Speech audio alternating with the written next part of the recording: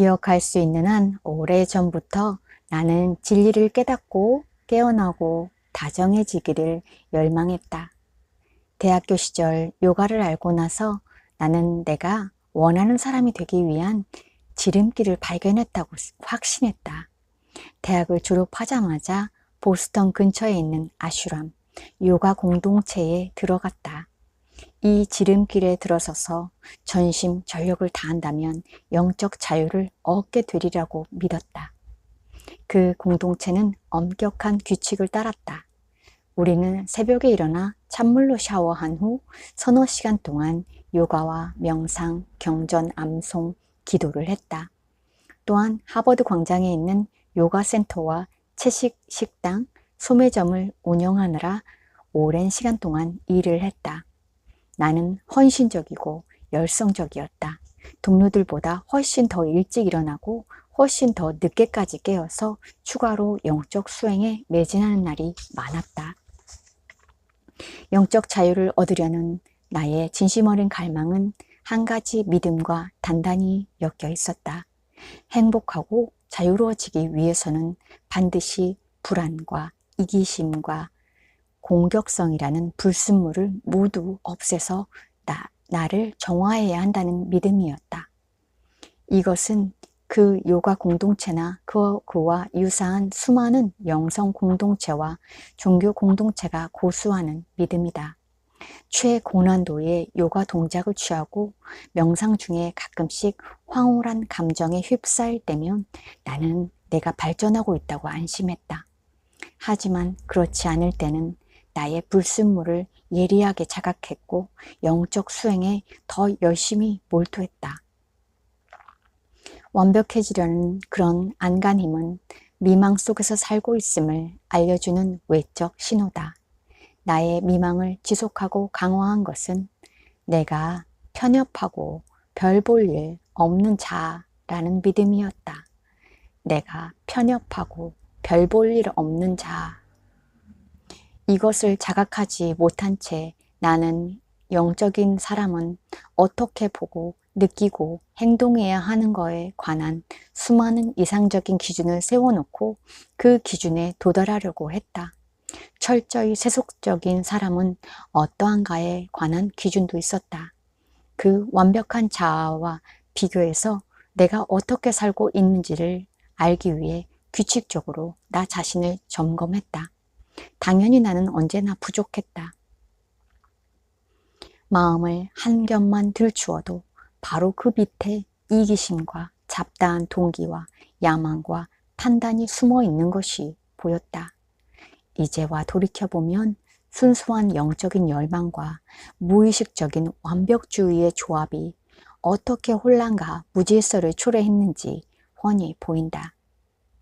시인 다나폴주의 말처럼 완벽주의는 고통의 전제 조건일 뿐이라는 것을 이제는 이해한다. 완벽주의는 고통의 전제 조건.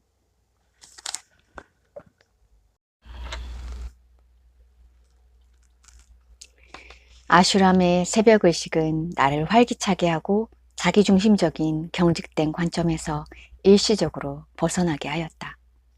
함께 생활하는 공동체 수련생들과 명상하고 경전을 외는 화기애애한 분위기와 다 함께 아침을 먹고 일하러 가는 동료애가 무척 좋았다. 이 행복감은 여러 시간 동안 지속되었다. 그러던 어느 날 아침 나는 완전히 무너졌다. 당시 나는 요가 센터를 관리하고 있었다. 우리 관리자들은 한 해의 주요 행사를 계획하고 홍보하는 일을 맡았는데 행사는 주로 유명한 요가 스승을 초빙하는 것이었다.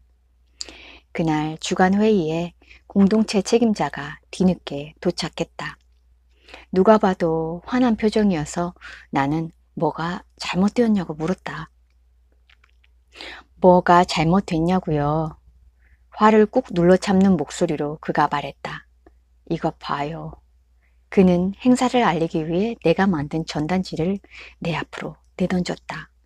굵은 글씨로 인쇄된 오자가 즉시 눈에 들어왔다. 행사 날짜가 잘못 인쇄된 것이었다. 가슴이 철렁 내려앉았다. 당혹감에 얼굴이 화끈거렸다. 우리는 이 전단지를 3,000장이나 인쇄한 뒤였다. 대규모 행사를 내가 망친 것이다. 우리는 전단지를 새로 인쇄하고 우편물 발송 일정을 조정하고 옷자를 고치는 등 다양한 방법을 궁리했다.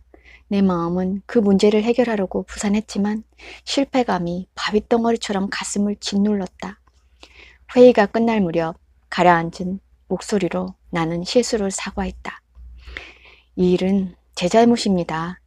행사를 망쳐서 정말 죄송합니다. 그런데 나를 바라보는 다른 관리자들의 눈길이 느껴지자 갑자기 화가 치밀며 이런 말이 튀어나왔다. 하지만 이번 행사는 해야 할 일이 엄청나게 많았는데 그 모든 걸 전적으로 나 혼자 했어요. 눈가가 뜨거워지는 느낌이 들었지만 힘주어 눈물을 참아냈다. 누군가가 교정을 봐줄 수 있었다면 괜찮았을 겁니다. 이런 문제는 생기지 않았겠죠. 그 후 며칠 동안 나는 자기 혐오에 사로잡혀 지냈다. 나의 마음은 내 결점을 드러내는 최근의 모든 사건을 몇 시간이고 자꾸만 되살려냈다. 사회적 의무를 피하고자 거짓말을 하고 요가 수업의 규모를 다른 교사에게 부풀려서 말하고 친구와의 관계를 돈독하게 하려고 남의 험담을 주고받는 나 자신이 보였다. 관용과 이타적인 봉사 대신에 나는 영적인 성장과 요가 교사로서 돋보이려는 개인적인 열망에 중점을 두고 있었다. 내가 가장 싫어하는 나의 일명과 또다시 대면하고 있었다. 불안정하고 자기중심적인 성향과 다시 마주친 것이다. 나는 주변의 모든 사람과 단절되었다고 느꼈으며 내가 결코 되고 싶지 않았던 자아에 갇히고 말았다. 그렇게 괴로운 날들을 힘겹게 보내면서 나는 한 가지 사실을 깨달았다. 아주 오래 전부터 나는 내가 괜찮은 사람이라는 것을 입증하고 내가 발전하고 있다고 스스로를 안심시키려고 애써 왔다는 점을 알아차린 것이다. 나에게는 학생이자 사회행동가, 요기, 교사로서 나의 성취와 업적을 점검하는 체크리스트가 있었다. 이 모든 역할 중에서 나는 착한 사람이라는 정체성을 구현하려고 애써왔다. 이 모든 역할 중에서 나는 착한 사람이라는 정체성을 구현하려고 애써왔다. 즉, 기꺼이 도움을 주고 타인의 말을 경청하고 건설적인 조언을 해주고 모든 상황에서 긍정적인 사람이 되려고 노력했다. 나는 요가와 명상을 열정적으로 수행했다. 하지만 이제 내가 완벽하다는 느낌은 단 한 번의 실수로 즉시 허물어졌다. 착하고 영적인 사람이라는 정체감은 잠깐의 분노로 흔적도 없이 사라졌다. 수많은 자기계발 전략에도 불구하고 나는 근본적으로 결함이 있는 자아라는 느낌과 마주하고 있었다.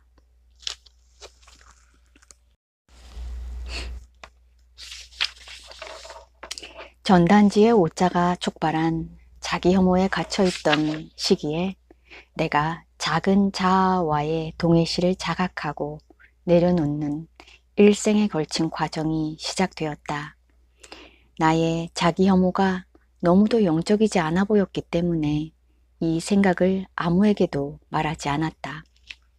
일터에서는 오직 일만 했다. 함께 식사하는 자리에서는 격이 없는 농담과 장난을 삼갔다. 즐겁게 어울리려고 노력할 때마다 위선자처럼 느껴졌다. 몇 주 후 공동체의 여성들이 개인 문제에 관해 대화할 수 있는 감성 집단을 만들기로 결정했다. 나는 그것이 내가 더욱 진실해지는 기회가 될지도 모른다고 생각했다. 어느 여름날 저녁 감성 집단의 첫 번째 모임이 열렸다. 처음에 다른 여성들이 직장에서 겪는 스트레스, 아이들과 건강 문제에 대해 이야기했다. 불안이 점점 커지는 느낌이었다. 대화가 잠시 중단되었을 때 나는 결국 본물 터지듯 속내를 털어놓았다. 나는 열심히 요가를 하고 많은 요가 수업을 지도하고 있어요. 그리고 나는 다른 사람들을 기꺼이 도와주고 배려하는 사람처럼 보일 거예요. 어떤 면에서는 사실이겠죠. 하지만 그건 겉모습이기도 해요. 내게는 감춰진 면, 아무에게도 절대 들키고 싶지 않은 면이 있어요. 내가 지나치게 자기중심적이고 지나치게 이기적이고 비판적이라는 거죠. 말을 멈추고 주변의 심각한 표정을 둘러본 후 나는 과감하게 말을 이었다. 이런 말을 하는 건 쉽지 않지만 나는 내가 착한 사람이라는 걸 믿지 않아요. 그렇기 때문에 어느 누구와도 진정한 친밀감을 느끼기가 어려워요.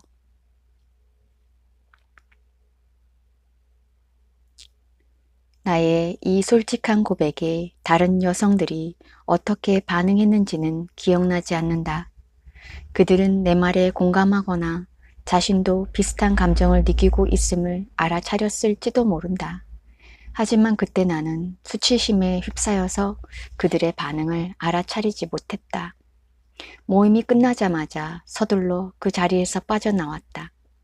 그리고 내 방으로 돌아와 잔뜩 웅크리고 누워서 울었다. 나의 경험을 감성 집단의 여성들에게 솔직히 말함으로써 나는 작은 자아의 보호막을 한 겹 걷어냈다. 벌거벗은 느낌이 들어서 그런 말을 짓거린 나 자신을 질책하기 시작했다. 내일 다른 사람들 얼굴을 어떻게 보지? 당장 일어나서 요가를 조금 하자고 스스로에게 말했다. 하지만 요가 대신 나는 정말로 뭐가 잘못됐는지, 무엇 때문에 내가 나를 그렇게 불신하고 혐오하는지 파악하려고 애쓰기 시작했다. 어느 순간 나는 그러한 분석 행위가 지금까지의 나의 행위와 조금도 다르지 않다는 것을 불현듯 깨달았다. 삶을 분석함으로써, 명상을 더 많이 함으로써, 다른 사람이 보는 나를 조작함으로써 나는 세상 일을 통제하려고 애쓰고 있었다.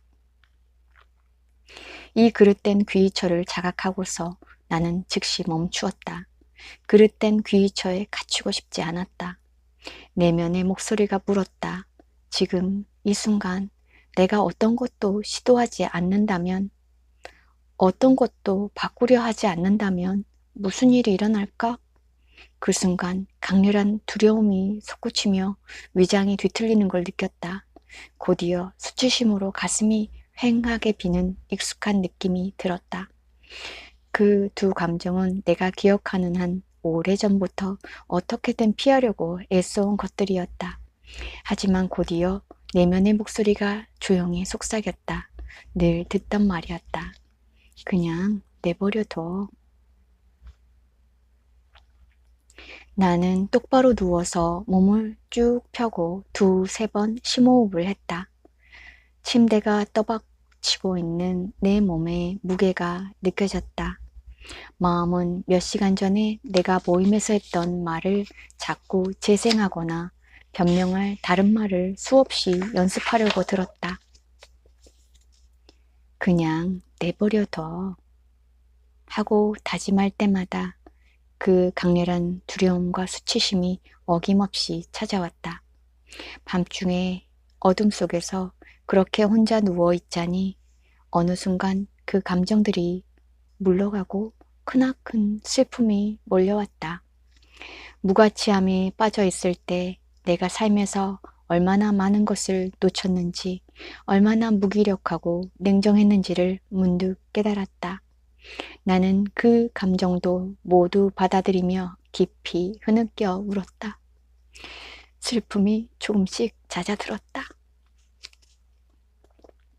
나는 침대에서 일어나 작은 명상 재단 앞에 놓인 방석에 앉아 계속 주의를 기울였다. 마음은 저절로 고요해지고 나는 내면의 경험을 점점 더 많이 자각했다. 나의 내면은 다정함으로, 충만한 지금 이 순간의 침묵을 경험하고 있었다. 이 현존은 모든 것을 품어안는 드넓은 공간이었다. 이 공간은 슬픔의 파도, 눈물이 말라가는 느낌, 귀뚜라미 울음소리, 후덥지근한 여름밤을 전부 감싸 안았다. 이 열린 공간 속에서 생각들이 다시 거품처럼 끌어올랐다. 주간 회의에서 방어적으로 대응한 후 진심으로 사과하려고 한 기억이 떠오르고, 이어 내일 아침에 요가 수업에서 긍정적이고 당당해 보이려고 애쓰며 요가를 가르치는 내 모습이 떠올랐다. 이 장면들이 하나씩 눈앞에 나타날 때마다 마치 무대에서 연기 중인 배우를 지켜보는 느낌이었다. 그 영국 배우는 자신을 보호하려고 끝없이 애쓰고 있었지만, 그러면 그럴수록 자기 자신과 진정성, 타인과의 연결을 유지할 가능성과는 더욱 철저히 단절되었다.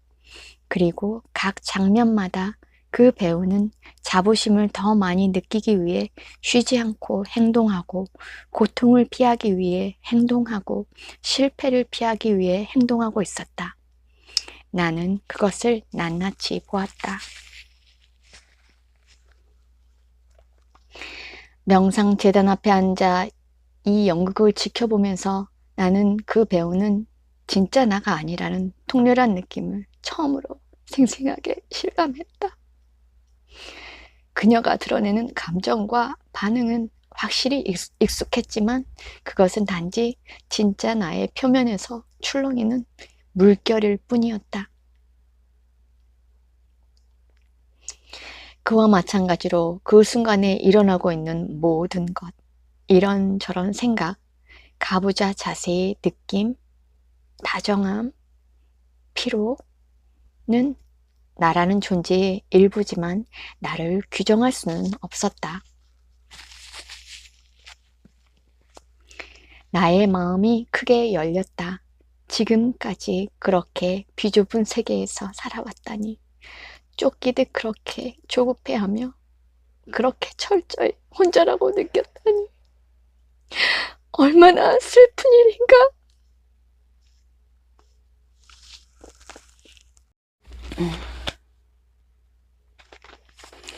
그 여름밤 명상재단 앞에서 내가 오래 고수해온 자아감이 소멸하고 있었다. 그러면 이제 나는 누구지?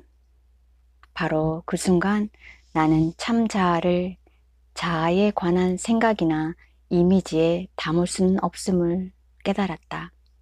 참 자아는 고향처럼 느껴지는 현존의 공간 그 자체였다.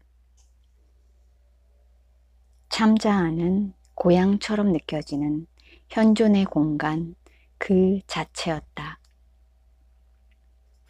깨어있고 열려있는 침묵이었다. 항상 내 안에 존재하던 감사와 공경의 느낌이 충만하게 차올랐다.